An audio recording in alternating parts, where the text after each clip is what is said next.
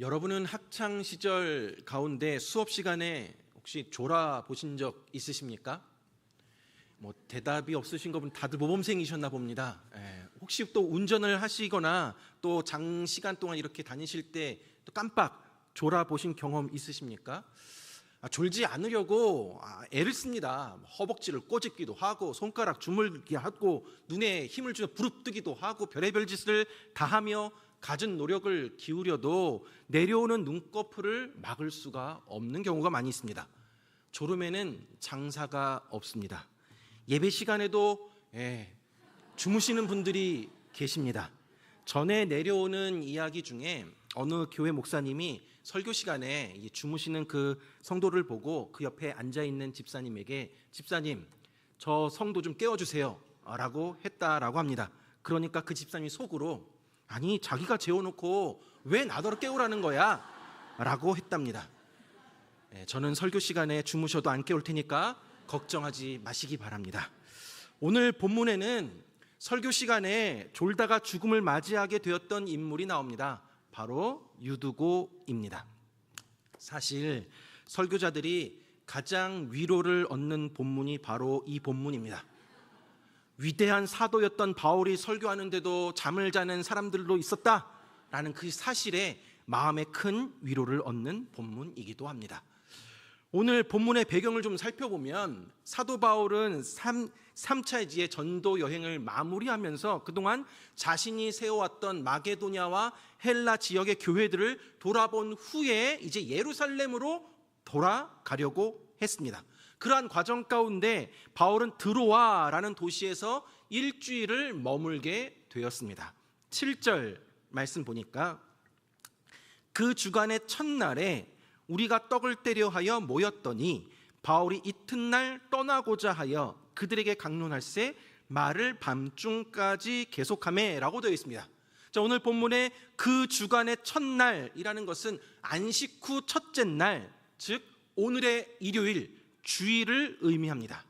지금 바울은 3번에 걸친 전도 여행을 마무리하는 과정 가운데 있습니다. 바울이 드로아에 머문 7일간 그 마지막 날에 드로아의 성도들이 모였는데 바로 그날이 주일이었습니다. 이제 바울은 이튿날 드로아를 떠나고자 합니다.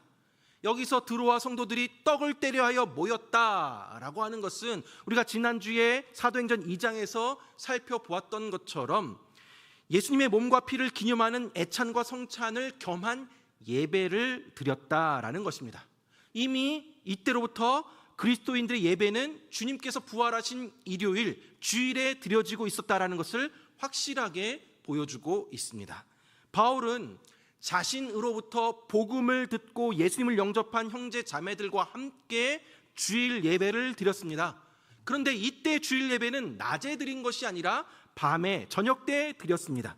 당시에 예수님을 믿는 많은 그리스도인들 중에는 노예나 일꾼과 같은 하층, 하류층의 사람들이 많이 있었습니다. 그들에게는 1년 내내 쉬는 날이 없었습니다. 그들은 지금 하루 종일 일을 하고 모든 일을 다 끝난 후에 저녁 시간에 함께 모여 예배를 드렸던 것입니다. 자, 이제 내일이면 바울은 드로아를 떠나서 예루살렘으로 돌아가게 됩니다. 그러니 이제 여기 있는 사람들을 언제 다시 볼 수 있을지 모르기에 애틋하고 짠한 마음이 있었겠죠. 그래서 바울은 강론, 즉 말씀을 전하는 설교를 밤중까지 하였다라고 합니다. 오늘날로 따지면 자정 밤 12시까지 계속했던 것입니다. 여기서 바울이 강론하였다라는 것은 바울이 혼자 일방적으로 설교를 한 것이 아니라 토의나 토론이라는 뜻도 포함되어 있습니다. 그러니까 복음을 처음 접한 드로아의 그리스도인들이 다음날 떠나는 사도 바울에게 말씀을 듣다가 궁금한 것이 있으면 질문을 하고 그러면 바울은 대답을 하면서 함께 말씀을 나눈 것입니다. 사실 그들이 바울에게 질문하고 싶은 것들이 얼마나 많이 있었겠습니까? 또 드로아의 형제자매들과 마지막이 될지도 모르는 예배, 실제로 마지막이 된 이 예배를 드리는 바울에게는 어떻게 해서든 그들에게 하나라도 하나님의 말씀을 더 들려주고 싶은 마음이 있지 않았겠습니까? 그렇게 주거니 받거니 하다 보니 자정이 되기까지 이르렀던 것입니다. 앞서 말씀드렸지만 이들은 낮에 노동을 하고 온 사람들입니다. 근데 피곤한 몸을 이끌고 자정까지 말씀을 들은 것입니다. 드로아의 성도들이 얼마나 말씀에 대한 사모함이 있는지 그 말씀의 능력으로 육체의 한계를 뛰어넘은 것입니다. 바울도 또 드로아의 성도들도 말씀에 대한 간절함과 사모함이 있었습니다. 8절 말씀 보니까 우리가 모인 윗다락에 등불을 많이 켰는데 라고 되어 있습니다. 바울과 드로아의 형제자매들이 함께 주일 예배를 드린 곳은 어느 교인의 집 윗다락이었습니다. 우리가 지난주에 살펴보았듯이 예수님이 약속하신 성령을 기다리며 다 같이 한 곳에 모여 기도하였던 곳도 마가의 다락방이었습니다. 그러니까 다락방은 위층에 있는 넓은 공간을 의미합니다. 지금 드로아 교회 성도들이 예배를 드리기 위해 윗다락에 함께 모여 있었습니다. 저녁 무렵이 되니까 다락 전체를 환하게 밝히기 위해서 등불들을 많이 켜놓았다라고 합니다. 여러분, 오늘 본문의 다락방을 상상해 보십시오. 지금 이 다락방에서 드리는 예배에는 많은 성도들이 모여 있었을 것입니다. 이제 내일이면 사도 바울을 떠나보내야 하기 때문에 평소보다 더 많은 성도들이 바울의 마지막 설교를 들으러 왔을 것입니다. 가정집 다락방이 아무리 넓다 하더라도 지금 우리가 모여있는 이 성전의 예배당만큼은 크지 않았을 것입니다. 실내에는 많은 사람들이 모여있고 또 사람들의 체온으로 인해 후덥지근하였을 것입니다. 더군다나 예배를 위해서 평소보다 많은 등불을 켜놓은 상태였습니다. 당시의 등불은 기름을 태워서 쓰기 때문에 등불에서 나는 열기도 있었고 또 기름 타는 냄새로 인해서 더욱 혼탁해졌을 것입니다. 게다가 모여있는 성도들의 대부분은 힘든 노동일을 마치고 돌아와서 피곤한 몸을 이끌고 자정이 되기까지 말씀을 듣고 있는 상태입니다. 여러분, 이러한 모든 상황은 누구나 졸음이 쏟아질 수밖에 없는 상황이었습니다. 그때 갑작스러운 사건이 발생합니다. 9절 말씀해 보니까 유드고라 하는 청년이 창에 걸터 앉아 있다가 깊이 졸더니 바울이 강론하기를 더 오래 하매 졸음을 이기지 못하여 3층에서 떨어지거늘 일으켜 보니 죽었는지라 라고 되어 있습니다. 창문에 앉아있던 많은 사람들 중에 유드고라는 청년이 있었습니다. 유드고라는 그 이름은 행운, 다행, 복이 있는 이라는 뜻으로 당시의 그 흔한 노예의 이름 중에 하나였습니다. 유드고는 노예 신분으로 하루 종일 일을 하다가 지금 이 자리에 앉아서 바울의 설교를 듣고 있는데 너무나도 피곤했습니다. 극심한 피로에 지친 유드고는 졸음을 이길 수가 없었습니다. 더욱이 바울의 강론이 밤 자정 12시까지 계속 이어지다 보니까 더 이상 견디지 못하고 점점 더 깊은 잠에 빠지면서 그만 3층 다락방 창문에서 땅바닥으로 확 떨어져 죽게 되는 사고가 일어나게 된 것입니다. 10절 말씀 보니까 바울이 내려가서 그 위에 엎드려 그 몸을 안고 말하되 떠들지 말라 생명이 그에게 있다 하고 라고 되어 있습니다. 여러분, 지금 예배 시간에 사람이 죽었습니다. 이 얼마나 엄청난 사건입니까? 저는 담임 목사이다 보니까 우리 교회 어르신들도 참으로 많으신데 본당 올라오시다가 또 내려가시다가 넘어지지는 않을까, 혹시 우리 성도님들 예배 드리시다가 쓰러지지는 않으실까, 우리 주일학교 아이들과 어른들 예배 마치고 집에는 안전하게 돌아갔는가 신경을 쓰게 됩니다. 그저 아무런 사건 사고 없이 주일을 마무리하는 것이 얼마나 감사한지 모릅니다. 오늘 바울은 설교하다가 사람이 떨어져 죽은 상황에 놓여 있습니다. 갑작스러운 유드고의 죽음으로 인해서 모여있던 사람들이 얼마나 큰 충격을 받았겠습니까? 말씀을 듣다가 사람이 죽었으니 큰 소란이 발생하지 않았겠습니까? 아마 소리를 지르고 울면서 통곡하고 난리도 아니었을 것입니다. 그런데 바울의 반응이 어떻습니까? 바울은 유드고가 떨어진 곳으로 뛰어 내려갑니다. 그리고 죽은 유드고의 시체에 엎드려서 시체를 안았습니다. 그리고 웅성웅성대면서 슬퍼하면서 떠들고 있는 사람들을 향해서 바울은 떠들지 말라, 생명이 그에게 있다 라고 단호하고도 확신 있게 선포합니다. 여러분, 이때 바울이 유드고를 살린 그 방식을 한번 주목해 보십시오. 바울은 죽은 유두고의 시체 위에 자기가 엎드려서 그 시체를 끌어안았습니다. 열왕기상 17장에서 엘리야 선지자가 사르밧 과부의 죽은 아들을 살릴 때와 똑같이 합니다. 시체 위에 엎드려 끌어안았습니다. 또 열왕기하 4장에서도 엘리야의 제자 엘리사가 수넴 여인의 죽은 아들을 살릴 때와 똑같은 방식으로 한 것입니다. 지금 바울이 한 행동은 엘리야와 엘리사가 했던 것과 똑같은 방식이었습니다. 성경 전체를 볼 때 하나님의 사람들이 죽은 시체를 끌어안았다라는 것은 그 시신을 붙들고 부르짖어 기도하였다라는 것을 의미합니다. 엘리사와 엘리야가 그랬던 것처럼 바울 역시 자신의 영혼을 갈아 넣어서라도 유두고를 살리고 싶은 간절함과 사랑이 녹아져 있는 행동을 보인 것입니다. 자, 오늘 본문에서 유두고가 떨어졌다라고 할 때 사용되었던 그 헬라어의 원어가 핍토입니다. 그 뜻이 뭐냐면 파멸하다, 끝장나다라는 뜻입니다. 근데 여러분, 그 단어 앞에 에피라는 전치사를 붙여서 에피핍토라는 그런 단어가 되면 그 뜻이 무엇이 되냐면 덮어주다, 밀어닥치다라는 의미가 됩니다. 사도 바울이 유두고의 시체 위에 엎드러졌다라는 이 헬라어 원어가 바로 에피핍토라는 단어입니다. 그러니까 하나님의 생명의 능력이 이미 파멸되고 끝장난 유두고의 죽음을 덮어버린 것이고 생명이 그 죽음을 밀어내고 승리한 것입니다. 유두고는 피곤해서 졸다가 그대로 떨어져서 파멸하고 끝장난 것 같이 보였지만 그 위에 주님의 생명의 능력이 바울의 몸을 통해서 임하게 되어서 유두고가 다시 살아나게 되었던 것입니다. 파멸하고 끝장나서 아무 소용없는 인생이 주님의 생명의 능력으로 덮어지게 되고 죽음을 밀어내고 승리하는 인생이 되어진 것입니다.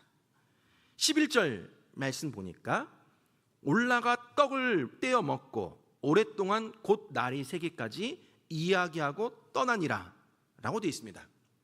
자, 드로아의 형제자매들은 주님께서 새롭게 살려주신 유두고와 함께 또다시 3층 그 다락방으로 올라가서 밤을 꼬박 새우면서 주님의 은혜를 나눕니다. 너무 놀라운 장면 아닙니까? 여러분, 이 정도의 사건 사고가 났으면 예배는 완전히 파장 분위기가 되고 아유 이제 됐다, 이제 그만하라는 우리 하나님의 사인인가 보다, 이제 좀 피곤한데 들어가서 쉬자 라고 할 텐데 오히려 바울과 드로아 성도들은 이제 살아났다, 됐다, 또 올라가자 라고 또 올라가서 말씀을 전하고 또 말씀을 배우고 질문을 합니다. 드로아 성도들은 유두고로 인한 하나님의 역사를 경험한 후에 자신들의 받은 그런 은혜를 서로 나누면서 날이 새기까지 계속 이야기를 합니다. 12절 말씀 보니까 사람들이 살아난 청년을 데리고 가서 적지 않게 위로를 받았더라 라고 되어 있습니다. 드로아의 성도들은 다시 살아난 유두고를 데리고 가서 큰 위로와 격려를 받게 되었습니다. 그들은 이제 앞으로 유두고를 볼 때마다 우리 주님의 생명의 능력을 기억할 수 있었고 또 하나님의 살아계심을, 하나님이 우리와 함께 하심을 경험할 수 있게 되었던 것입니다. 사랑하는 여러분, 오늘 본문의 드로아 성도들과 유두고의 모습을 통해 우리의 삶에 적용해 볼 것들을 함께 살펴보도록 하겠습니다. 첫째로 말씀에 대한 갈급함과 사모함을 가집시다. 여러분, 지금 이 자리에는 일주일 동안 정말 최선을 다해서 일하시다가 주일을 맞이하여 예배 드리러 오신 분들이 많으실 것입니다. 얼마나 피곤하겠습니까?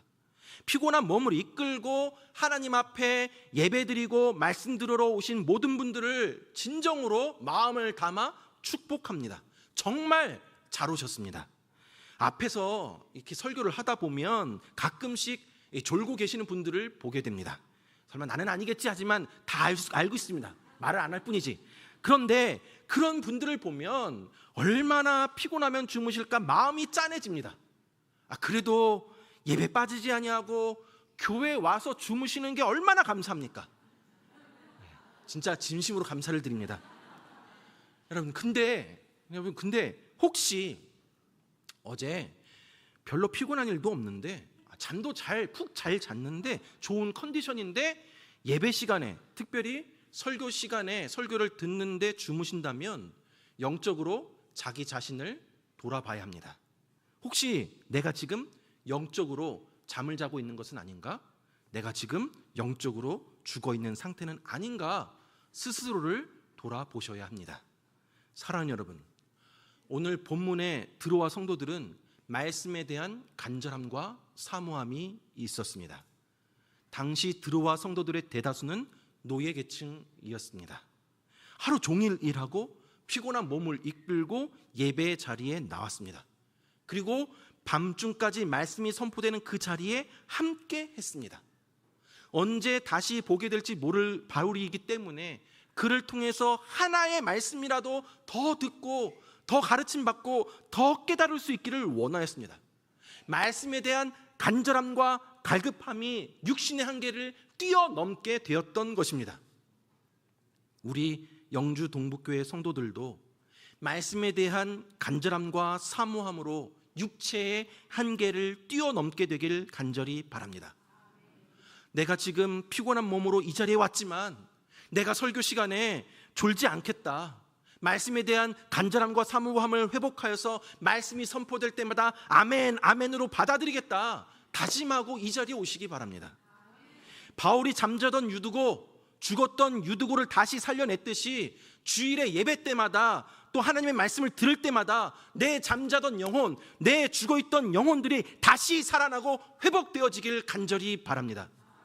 모든 성도님들이 이 자리에 나와 간절함과 또 사모함으로 예배를 드리며 나아가게 될 때에 하나님으로부터 다시금 이 한 주간을 살아갈 수 있는 힘과 능력을 공급받고 나아갈 수 있게 되기를 간절히 바랍니다.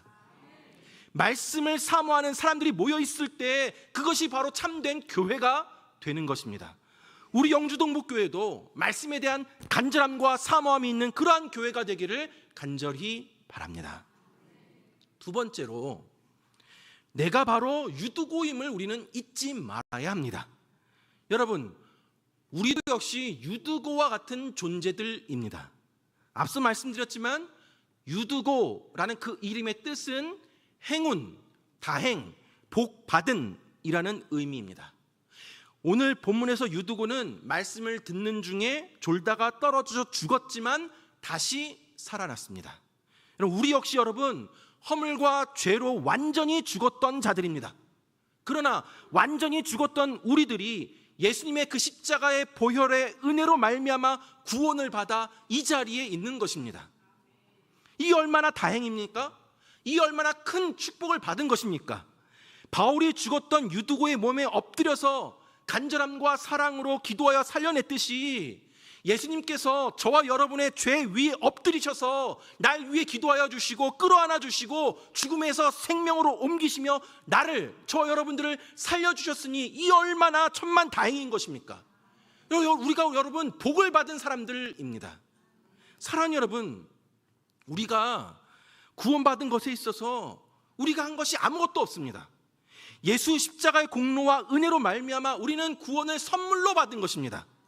영원한 멸망의 길로 갈 수밖에 없었는데 십자가 보혈의 공로를 통해서 우리가 이 자리에 있는 것입니다. 그래서 우리가 유두고입니다. 천만 다행이고 복을 받은 자들입니다. 우리 그리스도인들이야말로 가장 큰 복을 받은 유두고입니다. 내가 다시 살아난 유두고입니다. 사랑하는 여러분, 내가 이 땅 가운데 가장 큰 복을 받은 유두고임을 잊지 말고 우리를 다시 살려주신 하나님의 은혜에 감사하며 우리의 삶을 통해서 하나님의 살아계심을 드러내는 저와 여러분들 되길 바랍니다. 마지막으로 위로의 공동체가 됩시다. 오늘 본문에서 다시 살아난 유두고를 통해서 드로아 성도들이 큰 위로를 받았다라고 합니다. 사랑하는 여러분, 교회는 위로 공동체입니다. 교회 중심으로 신앙생활을 하면서 큰 위로를 받습니다. 교회 안에서 옆에 있는 성도들을 통해서 위로를 받습니다. 물론 가끔씩 이제 성도들 간에 상처를 주고받는 일이 있긴 하지만 거의 대부분 옆에 있는 성도들을 통해서 위로를 얻고 격려를 얻고 힘을 얻게 됩니다. 어린 영혼들을 위해 주일 아침마다 남들보다 더 일찍 나와서 수고하고 있는 우리 주일학교 교사들을 통해서 우리 아이들과 학부모들이 얼마나 위로를 받습니까? 아름다운 찬양을 통해서 하나님께 영광 돌리기 위해서 예배 전과 예배 후에 연습하시는 찬양 대월의 그런 섬김을 통해서 우리가 예배 시간에 얼마나 큰 위로를 받습니까? 더운 날이나 추운 날이나 차량 운행하시고 차량 안내하시는 분들을 통해서 우리가 주일마다 이렇게 오고 갈 때 얼마나 큰 위로를 받고 있습니까? 주일에 맛있는 점심을 위해서 주방에서 땀 흘려 수고하시는 분들을 통해서 우리가 얼마나 위로를 받고 있습니까? 그 외에도 남이 알아주던 안 알아주던 주님의 몸된 교회를 위해서 묵묵히 섬기시는 많은 분들을 통해서 우리는 위로를 받게 됩니다. 여러분, 교회는 바로 이런 곳입니다. 우리 영주 동부교회는 서로가 서로에게 위로가 되는 공동체가 되길 바랍니다. 더 나아가서 내가 받은 위로를 주변의 사람들에게 또 그리고 세상 가운데 흘려보낼 수 있게 되기를 바랍니다. 말씀을 정리하겠습니다. 사랑하는 우리 영주 동부교회 성도님들, 말씀에 대한 간절함과 사모함을 가집시다. 또한 내가 이 땅 가운데 가장 큰 복을 받은 유두고임을 잊지 말고 우리를 다시 살려주신 하나님의 은혜에 감사하며 사시기 바랍니다. 마지막으로 우리 서로가 서로에게 위로가 되어주는 위로 공동체, 그 위로 공동체가 우리 영주 동부 교회 되기를 주님의 이름으로 축원합니다.